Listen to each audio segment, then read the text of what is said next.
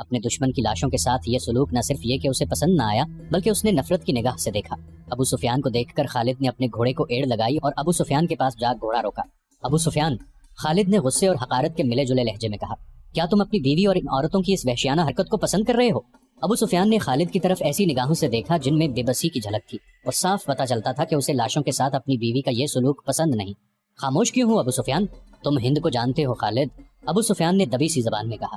یہ عورت اس وقت پاگلوں سے بدتر ہے، اگر میں یا تم اسے روکنے کے لیے آگے بڑھے تو یہ خنجر سے ہمارے پیٹ بھی چاک کر دے گی۔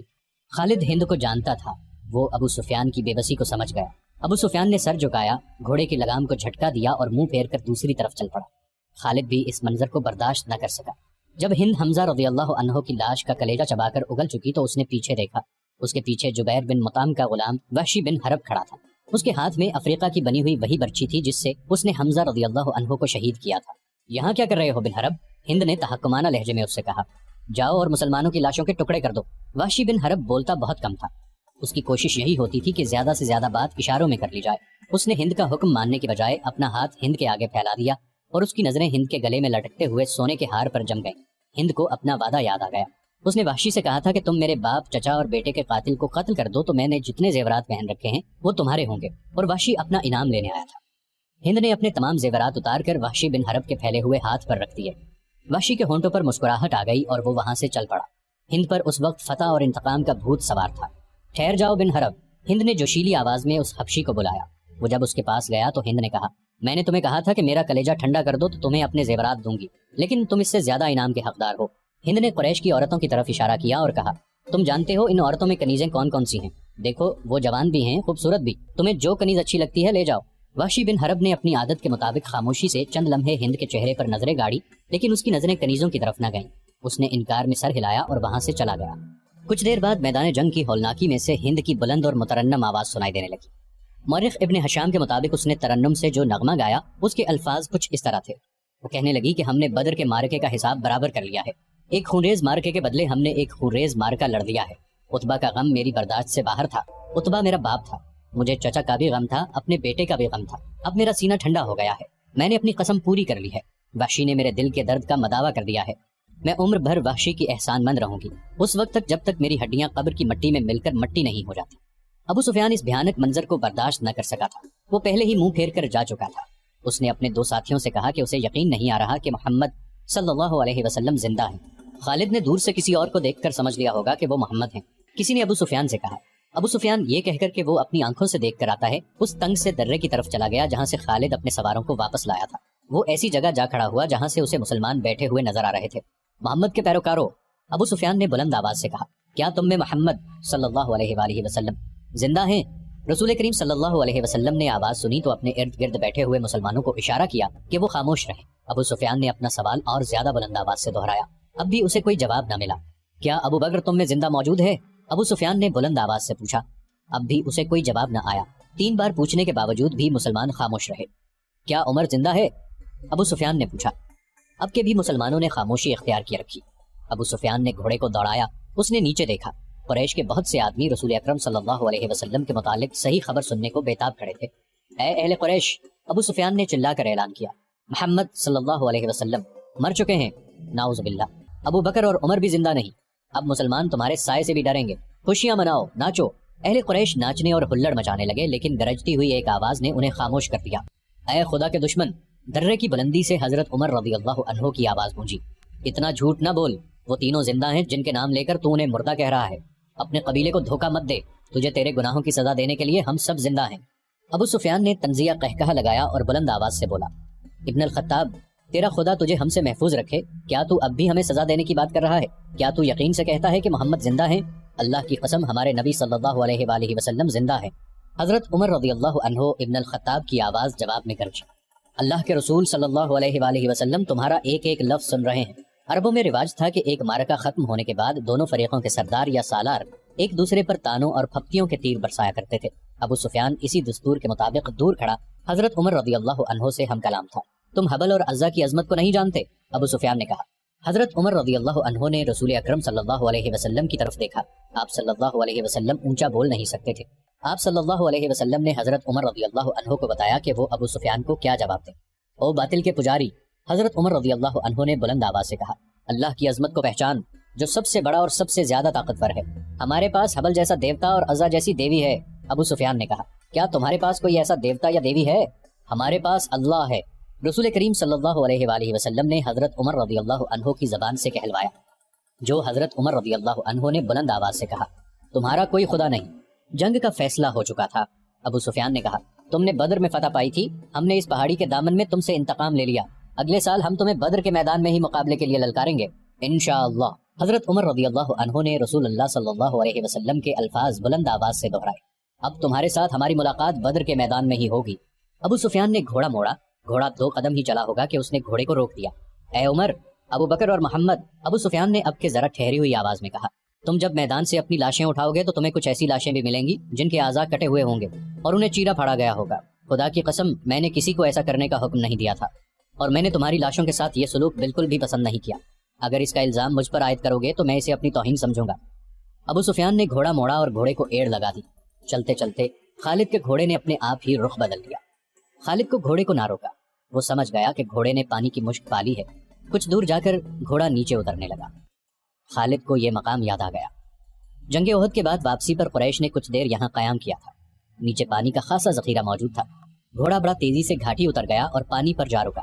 خالد گھوڑے سے کود کر نیچے اترا اور 2 زانو ہو کر چلو بھر بھر کر اپنے چہرے پر پانی پھینکنے لگا۔ ذرا سستانے کے لیے بھربری سی ایک چٹان کے ساتھ بیٹھ گیا۔ اسے وہ وقت یاد آیا جب احد کے معرکے کے بعد اہل قریش واپس آئے تھے۔ انہوں نے مدینہ سے کچھ دور آ کر قیام کیا تھا۔ اس قیام کے دوران قریش کے سردار اس بحث میں الجھ گئے تھے کہ واپس مکہ پہنچا جائے یا مسلمانوں پر ایک اور حملہ کیا جائے۔ صفوان بن امیہ نے کہا تھا، ہم شکست کھا کر نہیں آئے، اگر تم یہ سمجھتے ہو کہ مسلمانوں کی حالت بہت بری ہے تو اپنی حالت دیکھو، ہماری حالت بھی اچھی نہیں ہے۔ اب مسلمانوں کے ساتھ اتنی جلدی لڑنے کا خطرہ مول نہیں لینا چاہیے، ہو سکتا ہے قسمت ہمارا ساتھ نہ دے۔ جب یہ بحث جاری تھی تو قریش کے کچھ آدمی 2 مسافروں کو پکڑ کر سرداروں کے سامنے لے آئے۔ انہیں بتایا گیا کہ یہ دونوں آدمی جو اپنے آپ کو مسافر کہتے ہیں ہمارے خیموں کے ارد گرد گھوم کر رہے تھے اور ہمارے 4-5 آدمیوں سے انہوں نے پوچھا کہ تم لوگ کہاں جا رہے ہو۔ ان دونوں نے ابو سفیان اور دوسرے سرداروں کے سامنے بھی یہی بیان دیے کہ وہ مسافر ہیں اور کسی جگہ کا نام لے کر کہا کہ وہ ادھر جا رہے ہیں۔ ابو سفیان کے حکم سے ان کے پھٹے پرانے کپڑے جو انہوں نے پہن رکھے تھے اتروائے گئے تو اندر سے خنجر اور تلواریں برآمد ہوئیں۔ ان سے پوچھا گیا کہ تم نے یہ ہتھیار چھپا کر کیوں رکھے تھے؟ خالد کی نظر بہت تیز تھی، اسے شک ہوا کہ یہ مسلمانوں کے جاسوس ہیں۔ ان دونوں کو قریش کی فوج کے سامنے کھڑا کر دیا گیا اور پوچھا گیا کہ انہیں کوئی پہچانتا ہے؟ 2-3 آوازیں آئیں کہ ہم انہیں پہچانتے ہیں، یہ یثرب کے رہنے والے ہیں۔ اس ایک کو میں اچھی طرح جانتا ہوں، قریش کے آدمی نے اٹھ کر کہا، اسے میں نے اپنے خلاف لڑتے ہوئے دیکھا تھا، تم اپنی زبان سے کہہ دو کہ تم محمد کے جاسوس ہو۔ ابو سفیان نے ان دونوں سے کہا، اور جاؤ میں تمہاری جان بخشی کرتا ہوں۔ دونوں میں سے ایک نے اعتراف کر لیا، جاؤ۔ ابو سفیان نے کہا، ہم نے تمہیں معاف کیا۔ دونوں جو واقعی مسلمانوں کے بھیجے ہوئے جاسوس تھے اور قریش کے عزائم معلوم کرنے آئے تھے، ہنسی خوشی اپنے اونٹوں کی طرف چل پڑے۔ ابو سفیان کے اشارے پر کئی ایک تیر اندازوں نے کمانوں میں تیر ڈالے اور پیچھے سے ان دونوں مسلمانوں پر چلا دیے۔ دونوں کئی تیر اپنے جسم میں لے کر گرے، پھر اٹھ نہ سکے۔ کیا تم اس کا مطلب سمجھتے ہو؟ ابو سفیان نے اپنے قریب کھڑے سرداروں سے کہا، جاسوس بھیجنے کا مطلب یہ ہے کہ مسلمان ہارے نہیں، وہ ابھی یا کچھ عرصے کے بعد ہم پر حملہ کرنے کا ارادہ رکھتے ہیں۔ فوراً مکہ کو کوچ کرو اور اگلی جنگ کی تیاری کرو۔ اگلے روز رسول اکرم صلی اللہ علیہ وآلہ وسلم کو کسی نے آ کر بتایا کہ اہل قریش نے جہاں پڑاؤ کیا تھا وہاں اپنے دونوں جاسوسوں کی لاشیں پڑی ہوئی ہیں اور اہل قریش مکہ کو روانہ ہو گئے ہیں۔ خالد نے یہ پہلی جنگ لڑی، لیکن وہ سمجھتا تھا کہ وہ مسلمانوں کو شکست نہیں دے سکا ہے۔ آج 4 برس بعد وہ اس سوچ میں غرق تھا کہ مسلمانوں کی یہ طاقت عام انسانوں کی طاقت نہیں تھی، کوئی راز ہے کہ جسے وہ ابھی تک پا نہیں سکا۔ اسے اہل قریش کی کچھ خامیاں یاد آنے لگی، کچھ باتیں اور کچھ اعمال اسے اچھے نہیں لگ رہے تھے۔ اسے یہودیوں کی 2 بڑی خوبصورت عورتیں بھی یاد آئیں جو اہل قریش کے سواروں میں گھل مل گئی تھیں۔ وہ جانتا تھا کہ یہودی اپنی نسوانی حسن کے جادو سے اہل قریش پر چھا جانے کی اور انہیں مسلمانوں کے خلاف استعمال کرنے کی کوشش کر رہے ہیں۔ یہ طریقہ اسے پسند نہ تھا، لیکن ان میں سے ایک عورت ایک روز خالد سے ملی تو خالد نے محسوس کیا کہ یہ عورت جو کچھ کہہ رہی ہے اس میں عقل و دانش ہے۔ اس عورت کے حسن و جوانی کا اپنا ایک اثر تھا، لیکن طلسم جو اس کی زبان میں تھا اس کا اثر خالد نے بھی محسوس کیا۔ کچھ دیر تک یہ عورت خالد کے خیالوں پر چھائی رہی۔ اس کا گھوڑا ہنہنایا تو خالد جیسے خواب سے بیدار ہو گیا۔ وہ تیزی سے اٹھا، گھوڑے پر سوار ہوا اور پھر مدینہ کے راستے پر ہو لیا۔ ولید کا بیٹا خالد شہزادہ تھا، عیش و عشرت کا بھی دلدادہ تھا، لیکن فن حرب و ضرب کا جنون ایسا تھا کہ عیش و عشرت کو اس جنون پر حاوی ہونے نہیں دیتا تھا۔ مدینہ کی طرف جاتے ہوئے اسے وہ حسین و جمیل یہودن یاد آئی جس کا نام یحاوا تھا۔ اس نے اس یہودن کو ذہن سے نکال دیا، لیکن یحاوا رنگ برنگی تتلی بن کر اس کے ذہن میں اڑتی رہی۔ خالد اسے ذہن سے نکال نہ سکا۔ خالد کے ذہن میں اڑتی ہوئی اس تتلی کے رنگ پھیکے پڑنے لگے، پھر تمام رنگ مل کر سرخ ہو گئے، خون جیسے سرخ۔ یہ ایک بھیانک یاد تھی۔ خالد نے اسے ذہن سے اگل دینے کی بہت کوشش کی تھی، لیکن تتلی جو زہریلی بھیڑ بن گئی تھی اس کے ذہن سے نہ نکلی۔ یہ معرکہ احد کے 3-4 ماہ بعد کا واقعہ تھا۔ یہ ایک سازش تھی جس میں وہ شریک نہ تھا، لیکن وہ قبیلہ قریش کا ایک بڑا ہی اہم فرد تھا۔ مسلمانوں کے خلاف کسی سازش میں شریک نہ ہونے کے باوجود وہ دعویٰ نہیں کر سکتا تھا کہ وہ اس میں شریک نہ تھا۔ معرکہ احد میں زخمی ہونے والے بعض اہل قریش کے زخم ابھی ٹھیک نہیں ہوئے تھے کہ ایک روز خالد کو خبر ملی کہ مدینہ سے 6 مسلمان تبلیغ اسلام کے لیے رجی کی طرف جا رہے تھے، کہ عفان سے تھوڑی دور ایک غیر مسلم قبیلے نے انہیں روک لیا اور ان میں سے 2 کو مکہ لایا گیا ہے اور انہیں نیلام کیا جا رہا ہے۔ خالد دوڑتا ہوا وہاں گیا۔ وہ 2 مسلمان خبیب رضی اللہ عنہ بن عدی اور زید رضی اللہ عنہ بن دثنہ تھے۔ خالد دونوں کو جانتا پہچانتا تھا، وہ اسی کے قبیلے کے افراد ہوا کرتے تھے۔ انہوں نے اسلام قبول کر لیا تھا۔ ان میں حب رسول صلی اللہ علیہ وآلہ وسلم کا یہ عالم تھا کہ رسول خدا صلی اللہ علیہ وآلہ وسلم پر جانیں قربان کرنے کو تیار رہتے تھے۔ رسول خدا صلی اللہ علیہ وآلہ وسلم انہیں بہت عزیز رکھتے تھے۔ خالد نے دیکھا کہ انہیں ایک چبوترے پر کھڑا کر دیا گیا تھا اور ارد گرد اہل قریش کا ہجوم تھا۔ ایک غیر مسلم قبیلے کے 4 افراد ان کے پاس کھڑے تھے، دونوں کے ہاتھ رسیوں سے بندھے ہوئے تھے۔ یہ دونوں مسلمان ہیں۔ ایک آدمی چبوترے پر کھڑا اعلان کر رہا تھا، یہ دونوں احد میں تمہارے خلاف لڑے تھے، ان کے ہاتھوں تمہارے عزیز اور خون کے رشتہ دار مارے گئے تھے۔ ہے کوئی جو انتقام کی آگ بجھانا چاہتا ہے؟ انہیں خریدو، انہیں اپنے ہاتھوں قتل کرو اور خون کے بدلے خون بہاؤ۔ یہ آدمی سب سے اونچی بولی دینے والے کو ملیں گے۔ بولو 2 گھوڑے، ایک آواز آئی۔ بولو، بڑھ کر بولو، 2 گھوڑے 1 اونٹ، ایک اور آواز آئی۔ گھوڑوں اونٹوں کو چھوڑو، سونے میں بولی دو، سونا لاؤ، دشمن کے خون سے انتقام کی پیاس بجھاؤ۔ وہ لوگ جن کے قریبی رشتہ دار احد کی لڑائی میں مارے گئے تھے بڑھ چڑھ کر بولی دے رہے تھے۔ خبیب رضی اللہ عنہ اور زید رضی اللہ عنہ چپ چاپ کھڑے تھے۔ ان کے چہروں پر خوف نہ تھا، گھبراہٹ نہیں تھی، ہلکی سی بے چینی بھی نہیں تھی۔ خالد ہجوم کو چیرتا ہوا آگے چلا گیا۔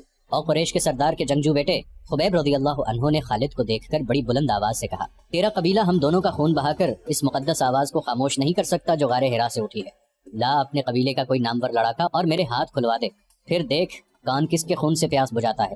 میدان جنگ میں پیٹھ دکھانے والوں، زید نے گرجدار آواز میں کہا، تم نے شکست کا انتقام ہمارے بھائیوں کی لاشوں سے لیا۔ تمہاری عورتوں نے احد کے میدان میں ہماری لاشوں کے کان اور ناکیں کاٹ کر ان کے ہار اپنے گلوں میں لٹکائے ہیں۔ آج 4 برس بعد مدینہ کی طرف جاتے ہوئے خالد کو خبیب رضی اللہ عنہ اور زید رضی اللہ عنہ کی للکار اور تانے صاف سنائی دے رہے تھے۔ وہ زید کے تانے کو برداشت نہیں کر سکا تھا۔ آج 4 برس بعد اسے یہ تانا یاد آیا تو اس کے جسم نے بھی جھرجھری لی۔ اسے احد کے میدان کا وہ منظر یاد آیا جب ابو سفیان کی بیوی ہند نے حمزہ رضی اللہ عنہ کی لاش کا کلیجہ نکال کر اپنے منہ میں ڈال لیا اور چبا کر اگل دیا تھا۔ اسی عورت نے اپنے ساتھ کی عورتوں سے کہا تھا کہ وہ مسلمانوں کی لاشوں کے کان اور ناکیں کاٹ کر لائیں۔ ان عورتوں نے اس کے آگے کانوں اور ناکوں کا ڈھیر لگا دیا تھا۔ ہند نے ان کانوں اور ناکوں کا ہار بنایا اور اپنے گلے میں ڈال لیا تھا اور وہ پاگلوں کی طرح میدان میں ایک گیت گاتی اور ناچتی پھر رہی تھی۔ اس منظر کو اس کے خامند ابو سفیان نے پسند نہیں کیا تھا۔ خالد نے تو نفرت سے منہ پھیر لیا تھا۔ 3-4 ماہ بعد 2 مسلمان جن کے ہاتھ رسیوں سے بندھے ہوئے تھے اسے تانے دے رہے تھے۔ وہ اوچھے طریقے سے انتقام لینے والا آدمی نہیں تھا۔ وہ یہاں سے کھسک آیا اور اہل قریش کے ہجوم میں گم ہو گیا۔ اسے اس قبیلے کا ایک آدمی مل گیا جو ان 2 مسلمانوں کو پکڑ لایا تھا۔ کسی بھی تاریخ میں اس قبیلے کا نام نہیں ہے۔ مورخوں نے بھی شام کے حوالے سے ایک جنگجو قبیلہ لکھا ہے جو قریش کا اتحادی تھا۔ خالد نے اس جنگجو قبیلے کے اس آدمی سے پوچھا کہ ان 2 مسلمانوں کو کس طرح پکڑا گیا۔ خدا کی قسم، اس آدمی نے کہا، کہو تو ہم ان مسلمانوں کے رسول کو پکڑ لائیں اور نیلامی کے چبوترے پر کھڑا کر دیں۔ تم جو کام نہیں کر سکتے اس کی قسم نہ کھاؤ۔ خالد نے کہا، مجھے یہ بتاؤ کہ ان 2 کو کہاں سے پکڑا گیا ہے؟ یہ 6 تھے، اس شخص نے جواب دیا۔ ہم نے احد میں مارے جانے والوں کا انتقام لیا ہے، آئندہ بھی ایسے ہی انتقام لیتے رہیں گے۔ ہمارے قبیلے کے کچھ آدمی مدینہ میں محمد کے پاس گئے اور کہا کہ وہ اسلام قبول کرنے آئے ہیں۔ انہوں نے یہ بھی کہا کہ ان کا پورا قبیلہ اسلام قبول کرنے کا ارادہ کر چکا ہے، لیکن پورا قبیلہ مدینہ نہیں آ سکتا۔ ہمارے ان آدمیوں نے محمد سے کہا کہ ان کے ساتھ چند ایک مسلمانوں کو ان کے قبیلے میں بھیجا جائے جو پورے قبیلے کو مسلمان کرے اور پھر قبیلے کو مذہبی تعلیم دینے کے لیے کچھ عرصہ وہیں رہے۔ ہمارے آدمی جب واپس آئے تو ان کے ساتھ 6 مسلمان تھے۔ ادھر ہمارے سردار شارجہ بن مغیث نے 100 آدمیوں کو رجی کے مقام پر بھیج دیا۔ جب یہ 6 مسلمان رجی پہنچے تو ہمارے 100 آدمیوں نے انہیں گھیر لیا۔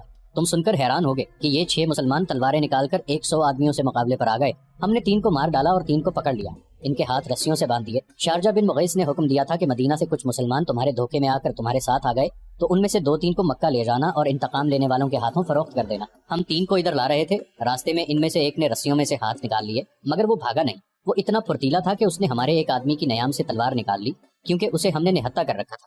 اس نے بڑی تیزی سے ہمارے 2 آدمیوں کو مار ڈالا۔ اکیلا آدمی اتنے سارے آدمیوں کا مقابلہ کب تک کرتا؟ وہ مارا گیا اور ہم نے اس کے جسم کا قیمہ کر دیا۔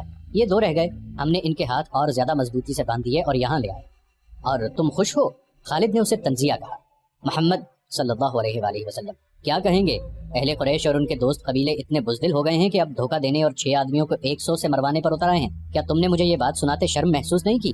کیا ان 100 آدمیوں نے اپنی ماں کو شرمسار نہیں کیا جن کا انہوں نے دودھ پیا ہے؟ تم نے میدان جنگ میں مسلمانوں کا کیا بگاڑ لیا تھا ولید کے بیٹے؟ اس آدمی نے کہا، کیا تم محمد کی طاقت کا مقابلہ کر سکتے ہو؟ بدر میں 1000 قریش 313 مسلمانوں سے مار کھائے تھے۔ احد کی لڑائی میں محمد کے پیروکار کتنی تعداد میں تھے؟ 700 سے کم ہوں گے، زیادہ نہیں۔ قریش کتنے تھے؟ ہزاروں۔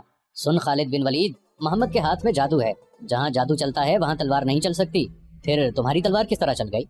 خالد نے پوچھا۔ اگر محمد کے ہاتھ میں جادو ہے تو وہ تمہارے سردار شارجہ بن مغیث کے دھوکے میں کس طرح آ گیا؟ اس کے 4 آدمیوں کو کس طرح مار ڈالا؟ ان 2 کو محمد کا جادو آزاد کیوں نہیں کرا دیتا؟ تم جس چیز کا مقابلہ کرنے کی ضرورت نہیں رکھتے اسے جادو کہہ دیتے ہو۔ ہم نے جادو کو جادو سے کاٹا ہے، شارجہ بن مغیث کے قبیلے کے آدمی نے کہا۔ ہمارے پاس یہودی جادوگر آئے تھے، ان کے ساتھ 3 جادوگرنیاں بھی تھیں، ان میں سے ایک کا نام یوحاوا ہے۔